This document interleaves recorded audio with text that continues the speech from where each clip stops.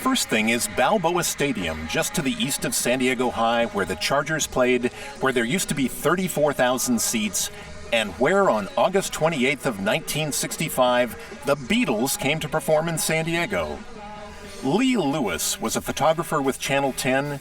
It was a very big thing. There were concerns. Could there be trouble? What about the crowds? The Beatles were coming.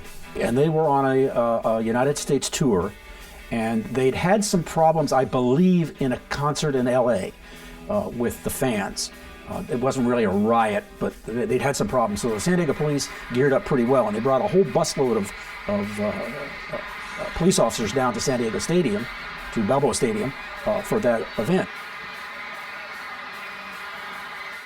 Weeks of anticipation and publicity, thousands of excited fans. There were a lot of teenage girls there, lots of them, and they were screaming and running around, and they were all excited, and you can see that on the black and white film ahead of time.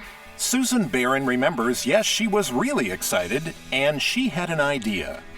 I wrote a letter to the mayor of San Diego, Frank Curran, at the time, and asked if I could give a key to the city to the Beatles when they came. The mayor wrote back, said, "Come to my office, we'll give you a key and a press pass. You and 3 other girls get to meet the Beatles, follow them around wherever they go, and give them keys to the city of San Diego, okay." Now, meantime, Lee Lewis was getting a press pass too. I believe it was a Saturday night, and they were going to have a press conference ahead of the actual concert. Under the watchful eyes of police and security guards and concert promoters and public relations people, there they were, John, Paul, George, and Ringo, the Beatles, as photographed by Lee, whose job was to stand sort of in the back and shoot the general scene, and he wasn't alone. This is my little camera that I used to take pictures at the press conference. Susan also started snapping away pictures of the Beatles in San Diego that she took with her little Kodak 127 film flash camera. She doesn't remember what they talked about. Did they say this was a nice city to visit or a good place to play their music?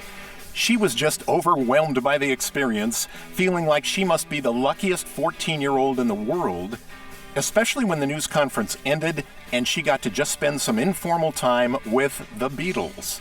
John asked me to help tie his little shirt thing that he was wearing, and George was watching television, and just everyone was doing their own thing, and we were just, milling about, and I just kept telling myself, don't cry, don't say anything stupid, because I didn't want to get kicked out of I didn't want to break any rules and be asked to leave, so I was petrified.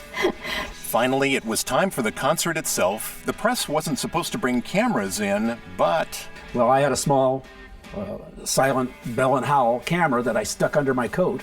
And from a distance in San Diego, in that August of 1965 in Balboa Stadium, there they are. On just a few seconds of film, the Beatles in town. Something in the scope of history that's really kind of rare. And afterward, the crowd did go a little crazy. They rushed at Susan, grabbing anything that had to do with the Beatles.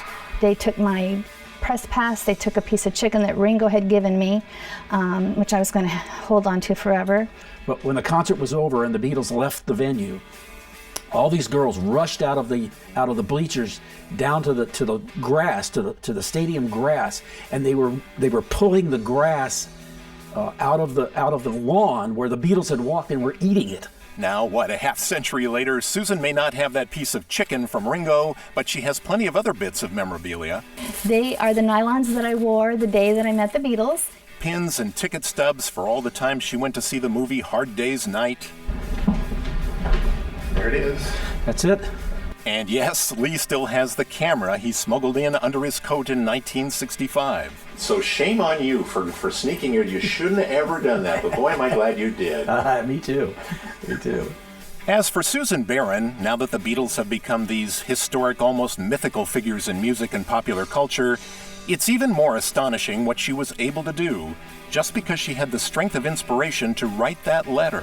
People used to say to me that, you don't talk about it very much, and it was just because it was so surreal to me that I don't think I believed that I did what I did. But she did, and he did, and all these years later now, they both have a pretty amazing story to tell about San Diego.